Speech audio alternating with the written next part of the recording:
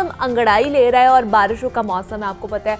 और बारिश के मौसम में हमारी स्किन को तरोताज़ा कैसे रखा जाए, चेहरे की जो रौनक है उसे कैसे बरकरार रखा जाए, एक अहम मसला बनता जाता है। क्योंकि मौसम में बरसात के आते ही ना हमारी स्किन और बालों से मुतालिक बेशुमार मसाइल जन्म लेना शुरू कर देते हैं। तो तमाम मसाइल के बाद अगर बात की जाए बालों के वक्त से पहले सफ़ेद होने की, तो हम देखते हैं कि अक्सर लोगों को, आपने भी देखा होगा, ये शिकायत करते हुए भी नज़र आते हैं कि उनकी उम्र अभी बहुत छोटी है या बहुत थोड़ी है, लेकिन अगर बालों को देखें तो जनाब अभी से ही सफ़ेद हो चुके होते हैं। तो ये एक बहुत आम मसला है। तो आज हम बात भी इसी पे करेंगे कि मौसम गर्मा में एक तो हमने स्किन की अपनी कैसे हिफाजत करनी है और बालों को वक्त से पहले सफ़ेद होने से हम कैसे बचा सकते हैं, और जो बालों की रौनक है उसे कैसे बरकरार रखा जा सकता है। इस पर हम बात करेंगे। हमारे साथ इस वक्त मौजूद हैं कायनात कोहर हैं, ऑर्गेनिक एक्सपर्ट हैं। कायनात, आपको वेलकम कहती हूँ जागो लाहौर में। कैसी हैं आप? अस्सलाम वालेकुम, मैं बिल्कुल ठीक, आप कैसी हैं? मैं भी बिल्कुल ठीक ठाक। कायनात, बताइएगा, ये जो एक मसला है और ये बहुत ज़्यादा आम होता जा रहा है कि वक्त से पहले ही अब बाल सफ़ेद होते जा रहे हैं, ये कोई जेनेटिकली प्रॉब्लम होती है या हमारी डाइटरी हैबिट्स या कोई और मसला होता है?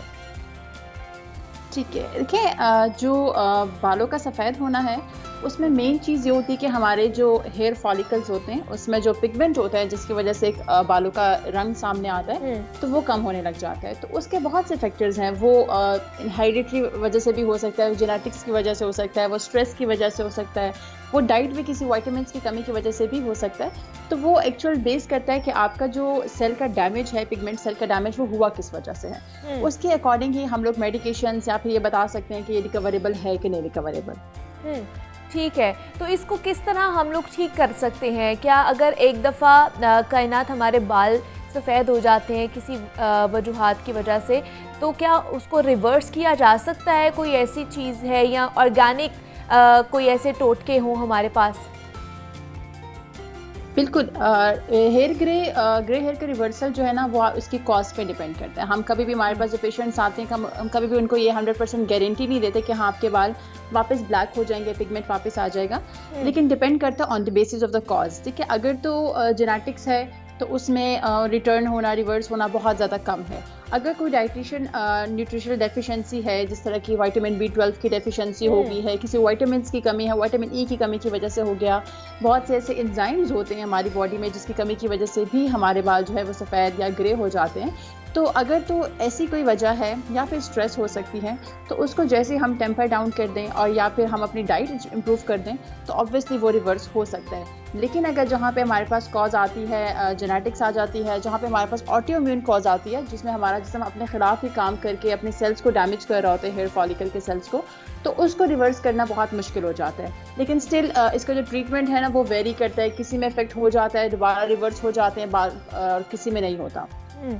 तो कायनात, कौन कौन सी ऐसी अशिया जो हैं आपको लगती हैं कि हम अपने डेली इस्तेमाल में अगर लेकर आएंगे तो हमारे बाल की जो रौनक है वो भी वापस रहेगी? मतलब बेरौनक से हमारे बाल हो जाते हैं या ग्रेश टोन में जाना शुरू हो जाते हैं?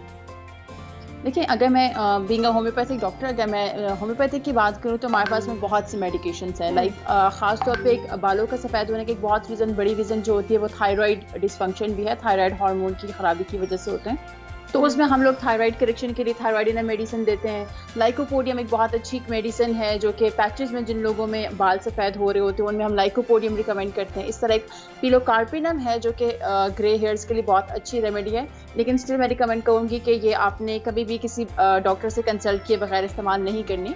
और अगर होम रेमेडीज़ में हम लोग देखें तो काफ़ी चीज़ें जो हैं वो रिकमेंड की जाती हैं। जिस तरह उसमें हमारे पास कहा जाता है कि जो कलवंजी होते हैं, ब्लैक सेसमी सीड्स, अगर वो खाए जाएँ तो उसके साथ भी जो हमारा पिगमेंट है हेयर फॉलिकल्स का, वो रिकवर हो जाता है। इस तरह करके जो आंवला प्लस कोकोनट ऑयल जो है वो मिक्स करके लगाया जा सकता है, क्योंकि जो कोकोनट ऑयल होता है वो रिच इन विटामिन ई होता है, और जो आंवला के बीज होते हैं उसमें हमारे पास जो है वो इस तरह के एंजाइम्स होते हैं जो कि हमारे बालों के पिगमेंट को रिटर्न करते हैं। इस तरह कोकोनट ऑयल और साथ में जो मेथी दाना होता है उसका बहुत रिकमेंड किया जाता है कि उसमें कैटालेज एक एंजाइम होता है जिसकी वजह से हमारा पिगमेंट वापस आ जाता है।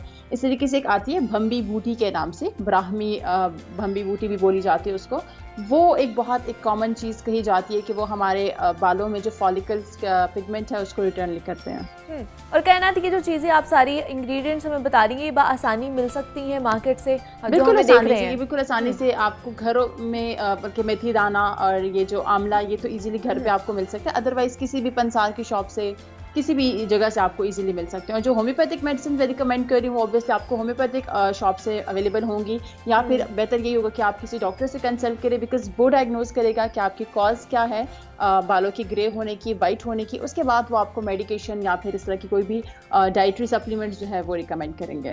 लेकिन कहना जिस तरह आप ऑयल बनाना बता रही हैं हमें, लेकिन फिर उसकी क्वांटिटी का भी तो ध्यान रखना है कि हमें क्या चीज़ कितनी क्वांटिटी में चाहिए। ओके, मैं आपको एक ऑयल का बता देती हूँ, ठीक है। उसमें हम आलमंड ऑयल और जो मेथी दाना है वो इस्तेमाल कर सकते हैं। उसमें आप ये कर सकते हैं कि लेट्स सपोज अगर आप 50 ml आप लोग अगर ऑयल ले रहे हैं तो उसमें एटलीस्ट आप 4 to 5 ग्राम्स जो है तो वो आप उसमें मेथी दाना ऐड करके उसको अच्छे से बॉईल करें, ठीक है। बेटर ये होता है कि पहले आप उसको सोक कर दें, उसी ऑयल में आप उसको सोक करके रखें।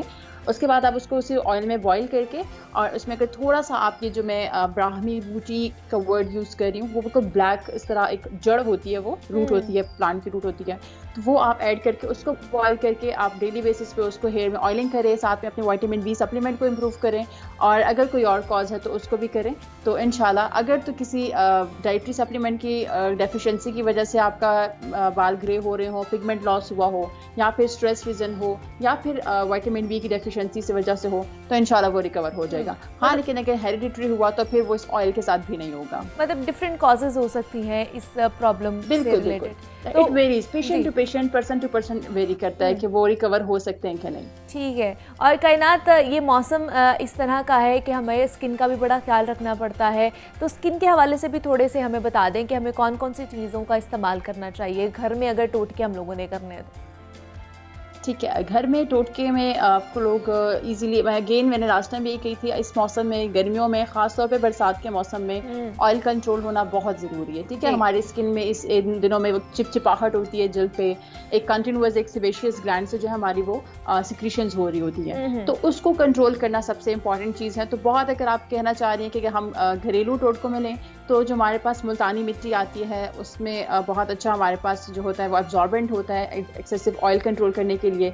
इस तरह हमारे पास पिंक क्ले आती है जो कि जिन लोगों में एक्नी का बहुत ज़्यादा इशू होता है, ठीक है, वो पिंक कलर की एक मिट्टी आती है, स्पेसिफिकली वो ऑस्ट्रेलियन क्ले होती है।